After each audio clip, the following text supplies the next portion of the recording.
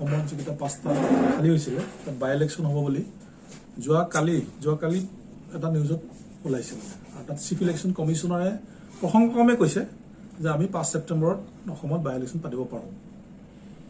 তো সেই প্ৰসংগত আমাৰ প্ৰতিক্ৰিয়া ব্যক্ত কৰিবৰ কাৰণে আজি আমি এখন সংবাদমেলৰ আয়োজন কৰিছিলোঁ। তো মূল কথাটো হ'ল যে প্ৰথম কথা 5 ছেপ্টেম্বৰ বিহালী সমষ্টিৰ কাৰণে এটা প্ৰতিকূল মানে ইলেকশ্যনৰ কাৰণে, কাৰণ বিহালী সমষ্টি চবেই জানে যে এইটো এটা স্মল টি গ্ৰ'ৱাৰ্ছ ক্ষুদ্ৰ চাহ খেতিয়কসকল আটাইতকৈ বেছি উত্তৰ অসমৰ ভিতৰত কওঁ আটাইতকৈ বেছি ক্ষুদ্ৰ চাহ খেতিয়ক বিহালীতে আছে। আৰু ছেপ্টেম্বৰ মাহটো হৈছে পিক টাইম চাহ খেতিৰ কাৰণে। আৰু সাধাৰণতে আমাৰ যিটো পৰম্পৰা আছে, ট্ৰেডিশ্যন আছে যে যেতিয়া ধান খেতি ছিজনত বা এনেকুৱা খেতিৰ ছিজনত খেতি কৰা হওক বা কটা হওক সেইটো ছিজনত ইলেকশ্যন নাপাতে। তো আমাৰ কাৰণে এতিয়া বিহালী সমষ্টিৰ ৰাইজৰ কাৰণেতো ধান খেতিটো হ'ল চাহ খেতি ধান খেতি হৈ গ'ল। গতিকে যদি ছেপ্টেম্বৰত যদি ইলেকশ্যন পাতে 5 ছেপ্টেম্বৰত তেতিয়াহ'লেতো তাততো খেতিয়কসকলে বা ৰাইজে তাততো ভালকৈ পাৰ্টিচিপেটেই কৰিব নোৱাৰিব।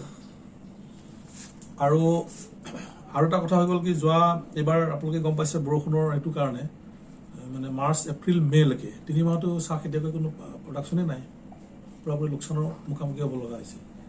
গতিকে এতিয়া যদি এইখিনি সময়ত অকণমান বৰষুণৰ বেলেঞ্চটো মিলিছে, তেতিয়া যদি আকৌ আগষ্টৰ পৰা যদি ইলেকশ্যনতে লাগিবলগীয়া হয়, এটা কথা আছে সেইটো।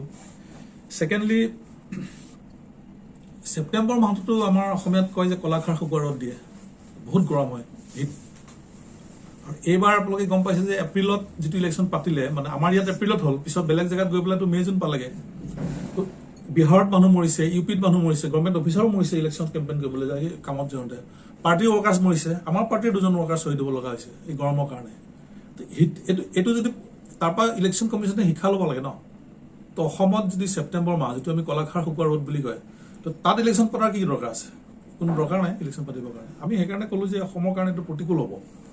প্লাছ আৰু ধান খেতিৰ কাৰণেও এইবাৰ ধান খেতি অলপ এক্সটেণ্ড হ'ব। তাৰমানে এইবাৰ বৰষুণটো দেৰিকৈ আহিছে, গতিকে এতিয়া বহুত মানুহে খেতি কৰিব পৰা নাই। হয়তো গোটেই আগষ্ট মাহতো এবাৰ ধান খেতি লাগি যাব পাৰে। গতিকে গোটেই আগষ্ট মাহতো যদি ধান খেতি লাগি যাব পাৰে, তো 5 ছেপ্টেম্বৰত ইলেকশ্যন কেনেকৈ হ'ব? সম্ভৱেই নহয়। তো এইটো কনফাৰ্ম হয় নে নহয় আমি নাজানো, কিন্তু হ'লেও কনফাৰ্ম হ'ব পাৰে, কাৰণ যে নিউজ পেপাৰ যেতিয়া পাব্লিছ হৈছে বস্তুটো আৰু ইলেকশ্যন কমিশ্যনাৰৰ মুখৰ পৰা ওলাইছে।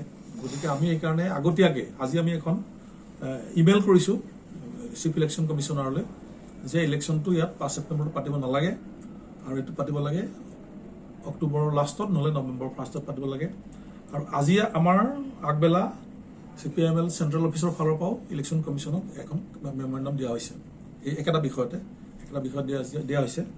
আৰু সেইকাৰণে সেই বিষয়টো জনাবৰ কাৰণে আমি আজি আপোনালোকৰ জৰিয়তে গোটেই অসমৰ ৰাইজক প্ৰেছ মিটটো আজি কৰিলোঁ।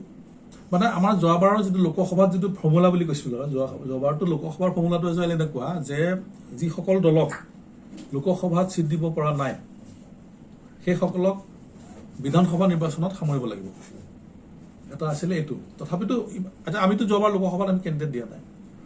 গতিকে আৰু যোৱাবাৰ মহাজোঁটৰ ফালৰ পৰা 42 ছিটটো আমাকে দিছিলে। গতিকে অহা যদি বিধানসভা নিৰ্বাচন হয় তেতিয়া সেইফালৰ পৰা ছিটটো আমাকে দিব লাগিব। যোৱা আলোচনা মতেও লোকসভা নিৰ্বাচনত যিসকল দলে প্ৰতিদ্বন্দ্বিতা কৰা নাই সেইসকলক যদি বিধানসভা নিৰ্বাচনত ছিট দিবলগীয়া হয়, আৰু যোৱাবাৰ বিধানসভাত এইটো ছিট আমাক দিছেই অলৰেডি মহাজোঁটে, গতিকে এইটো ছিটটো আমাৰে ছিট হয়। গতিকে সেইফালৰ পৰাতো বিৰোধী ঐক্যজোঁটে আমাকে ছাপোৰ্ট দিব লাগে। আৰু ইতিমধ্যে আপোনালোকে জানিছে অখিল গগৈ ডাঙৰীয়া, লুৰিণজ্যোতি গগৈ ডাঙৰীয়া, অজিত বুঢ়ীয়া ডাঙৰীয়া সকলোৱে এইটো CPIMLকে ছিটটো দিব লাগে বুলি 42 ছিটটো দিব লাগে বুলি মত প্ৰকাশ কৰিছে ইতিমধ্যে। গতিকে ভূপেন বৰাই কিহৰ কাৰণে তেনেকৈ কৈছে মই নাজানো।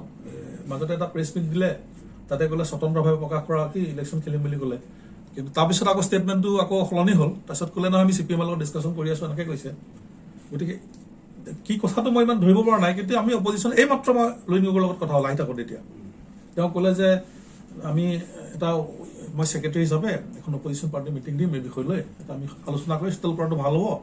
আৰু গতিকে বাহিৰত আমি এইবিলাক কথাটো যোৱাটো ঠিক হোৱা নাই, তেতিয়া আমি এগ্ৰী কৰিছোঁ। সেইকাৰণে আমি এইটো আলোচনা কৰি ল'ম পিছত এইটো বিষয় লৈ। যদি আপোনালোকক টিকেট নিদিয়ে কংগ্ৰেছে খাব, আলোচনা হৈ লওকচোন বাৰু, আলোচনা হওক।